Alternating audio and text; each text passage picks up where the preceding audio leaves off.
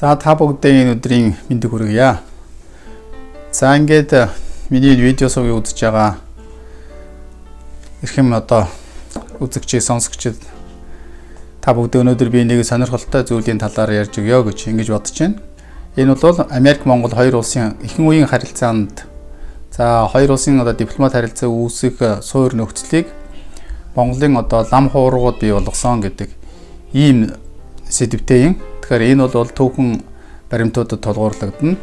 За тэгэд энэ талаар би та бүхэнд бол тавчхан ярьж өгье гэж ингэж бодож байна.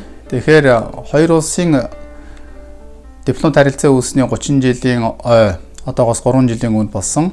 За энэ үеэр Вашингтон ДС хотод Монгол судлалын хурлаа голчлон энэ хоёр улсын дипломат харилцаа үүссэн талаар бол олон илтгэлүүд тавигдсан юм а.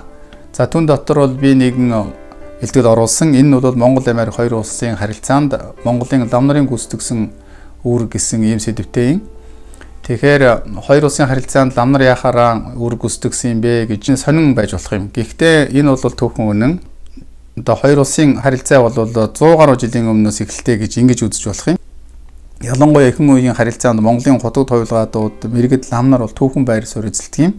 Америк Монгол хоёр орны улс төрийн болоод эдийн засаг, соёл, нийгмийн харилцаа бол чухам хэдүүээс эхэлтэй гэдгийг тодорхой баримтаар нотолсон зүйл байхгүй боловч Америкийн христийн номлогчид 1855 оноос хятадаар дамжин өвөр Монголын нутагт ирж Монгол руу бас ойртохыг хүсч тэнд байгаа нутгийн ардуудтай уулзалдаж энгийн төвшөнд харилцаж өдөр тутмын ажил явдалд нь туслах мөн тэднээс хэл сурах зэрэгээр бол харилцан найрсаж шашны номлоо явуулахаар оролдож байсан ийм зүйл бол олон байдгийн. Тэгээд энд бол бид нэр хэд хэдэн хүмүүсийн тухай бол бас дурсаж бол манжчин улс бол өөрийн иргэшээлийн үед Монголын нутагт гадаадын иргэдийг эрхийг бол нэлээдгүй хугацаанд бол зөвшөөрдөггүй байснаа хожим 1859 онд бол хөл тавихыг чиглүүлсэн тухай энэ бол түүхэн баримттай.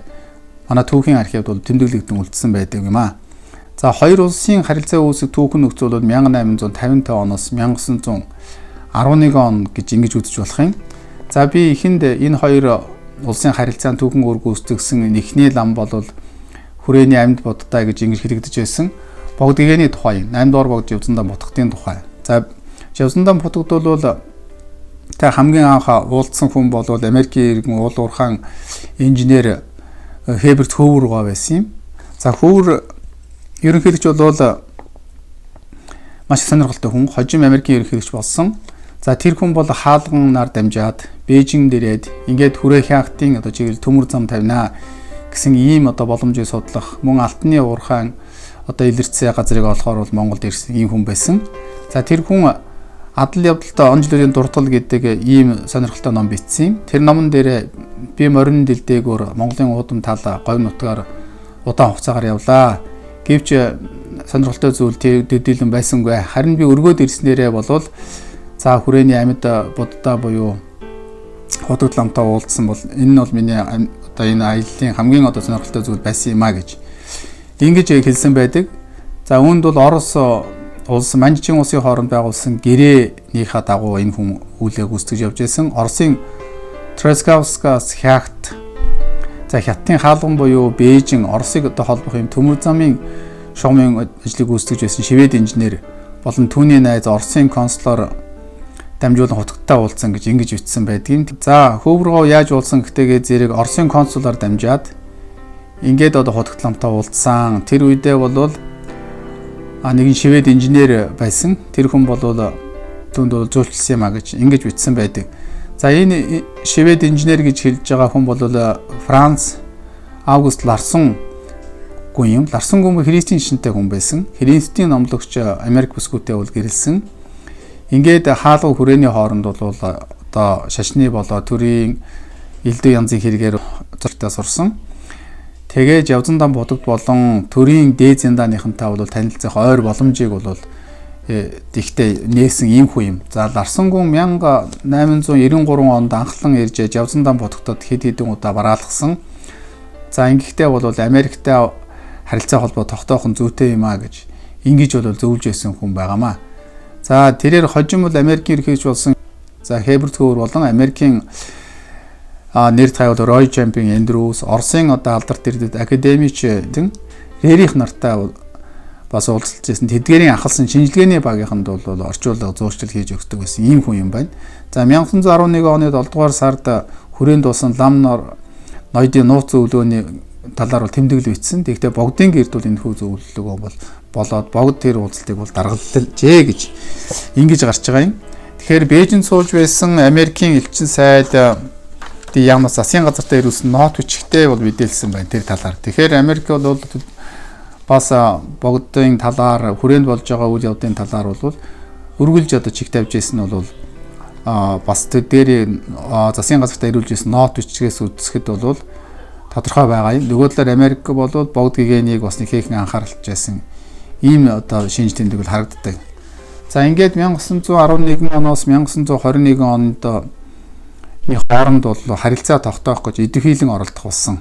19-р зууны эцэс 20-р зууны ихэнх үеийн Монголын нөхцөл байдал бол эгзэгтэй ийм үед байсан. Тэр үед бол ихээхэн боловсролтой хүмүүс бол манж төвд орц хэд эзэмшсэн, за буддийн гүнхан ертөнцийг үзэх үзэлэнд гүнзгий төлөвшсөн, орчлон хорвоогийн амьдралын гүнд амьдрал тэмцлийг бол гүнд нь хүртэл нарийн ойлгосон эдгээр хүмүүс бол буддийн лам нар байсан юм аа. За тэд манжаас бол элдв янзын эрх ям гордохгүй, алба учуур төлөхгүй учраас ихээхэн бие даасан одоо байдалтай. Нөгөө төгөр сүсэг бишрэрлэгтэй монголчуудын дэмжлэг нөлөөг бол туйлын ихээр өөртөө татсан ийм хүмүүс байсан. За тэдгээр хүмүүс бол богд игээнээ бол тойрон хүрээлсэн. За лам хуургууд мөн манжийн одоо шин засгийн бодлогыг бол нэлээд эсэргүүцэжсэн. Манжийн одоо тахилтаас гарах гэсэн арга замаа эрэлхийлсэн ийм хүмүүс бол байсан юм аа. За богдооны талаар өнөнд ярих нь бол нэлээд одоо их цаг ав. За ард Монголын тусгаар тогтносон нь аз дорнодын нөхцөл байдалтай ялангуяа Японы бодлогод өөрчлөлтөө үзүүлэх ихэнх чухал үйл явдал болох учраас Америкийн нэгдсэн улсууд анхааралтай ажиглаж хүрээнд болж байсан үйл явдлыг цаг алдалгүй мэдээлэл авч байлаа гэж ингэж бичигдсэн байдаг. За Бээжинд суугаа Америкийн нэгдсэн улсын элчин сайд Клехон гэдэг хүн 1912 он 1 сарын 8-ны орой Вашингтонд бол цахилгаан илгээхдээ Монголын одоо тусгаар тогтносыг яаралтай мэдэгдэжээ гэж. За яагаад ихэнх үеийн одоо харилцаанд богд игээн түүхэн үр гүйцэтгсэн бэ гэхдээ зэрэг 1911 оноос өмнө монголчууд манжаас гарах иймэрхүү одоо хүсэл эмээлзэлтэй байсан. Тэнд бол гол өргөтэй хүн болвол богж явсандаа бодохд байсан. Яагаад ихтэйгээ зэрэг өндөр гэгээн зан одрын удам алтан ураг тооцогдож байсан учраас монголчуудын хувьд тэдгэрийн одоо улс орны нөхцөл байдал бол чухал үр гүйцэтгэнэ гэж ингэж бол үзэжсэн учраас богд гэгээнэ нэлен богд гэгээнэ бол тойрон хүрээлсэн ард олон хийгээд ноёдууд төр. Тийм учраас богд гэгээн ч гэсэн өөрөө монголчуудын одоо тусгаар тогтнол манжаас гарах гэсэн үйл хэргийг бол оройлон өдөрж байсан хүний хувьд бас Америкуудтай бол одоо нэлийн харилцаа холбоо тогтоох ийм бодлогыг бол дотор агуулж байсан. За үүнд бол Ларсан гүн одоо зөөчилж байсан талаар бол дурдсан. Тэгэхээр энэ талаар бол Америкууд бас огт анзаарч байсан байдаг. Ягаад гэвэл зэрэг 11 он тусгаар тогтносон тэр оройн буюу 1911 оны одоо цагаагцсан гахаа жилийн шинийн 9 гэж байгаа юм л да. Өвлийн одоо сард тусгаар тогтнолоо зарласан тухай бол Вашингтоны одоо сонинд бол тэр дороо бол мэдгдсэн байдаг. За энэ үед Бээжинд сууж байсан одоо элчин сайд Клехон гэдэг хүн байсан. 1912 он 1 сарын 8 гэдэг бол яг 11 онд монголчууд өөрийн үндэсний хувьсгалаа одоо хийгээд тусгаар тогтнолын одоо тагсэргээ мандуулсан нас бол тун удаагүй ийм хугацаанд юм. Тэгээ Бээжинд цахилгаан хуудас илгээгээд Монгол бол тусгаар тогтнолыг мэдэгдэжсэн гэж. Ингэтэйгээ зэрэг монголчуудын одоо нөхцөл байдлыг бол өмнөөс Америкууд бол харж ирсэн. Ийм нөхцөл байдал бол харагдаж байдаг. За богдын утагт ямар үйл явуулсан бэ гэхтэйгээ зэрэг Монголын одоо засгийн газраа байгуулад 5 яамаа байгуулад ингээд тусгаар тогтнолоо одоо бий болохтойгоо зэрэг түүнийг бол дэмжүүлэх ялангуяа гадаадын хандлагыг өөрсдийнхөө одоо татах үүднээс хэд хэдэн алхам хийж ирсний нэг нь бол дэлхийн 9 гүрэнд хандан мэдээлэл гаргасан юм явдал юм аа. За тэдгээрийн нэг нь бол Монголын засгийн газраас 1912 онд Монгол улс байгуулсан учраас алсын Америкийн гадаад хэргийн яамнаа бол мэдгдсэн бичиг илгээсэн байдаг. Тэнд бол Монгол улс бол бүх нийтээр одоо эртнээс тогтнож байсан ийм өөрийн газар оронтой шашин соёлтой ийм улсуудаа Жавсан дан будагт ламаа болоод шашны тэргүүн залаад төрийн одоо эзэн хаан дөргөмжлөөд ингээд олон өргөгдсөн он зэргийг бол бий болголоо.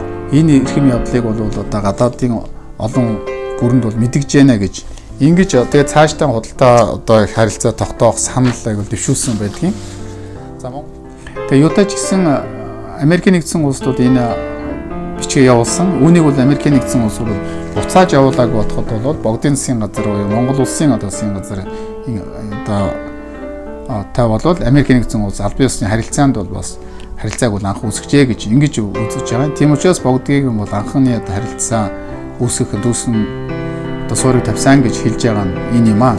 За тэгвэл Америкууд бас төдийлөн их идэвхтэй оролцоог байдаг. Учир нь бол Богд хаант Монгол улсыг хүлээн зөвшөөрж Чин улсын задралыг дэмжиж байгаа нь бол Америкийн нэгдсэн улс бол Аз дахь бодлогын үндэс болох Хятадын газар нутаг засаг захиргааны бүрэн бүтэн байдлыг хадгалах гэсэн өөрийн зарчимтай нь бол зөрчилдөж байсан гэж ингэж тэмдэглэсэн байдаг.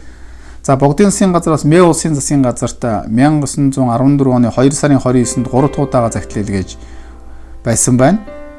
Бас одоо худалдаа 8 харилцан явуулъя гэсэн албан бичиг явуулсан боловч үүнд бол Америкийн нэгдсэн улс хариу өгөөгүй байдаг. За тэгээд энэ үед бол Богдгийн бол өөрийнхөө Монгол улсад тусгаар тогтнолоо баталгаажуулаад 3 дахь хөрштэй болохыг эрмэлзсэн.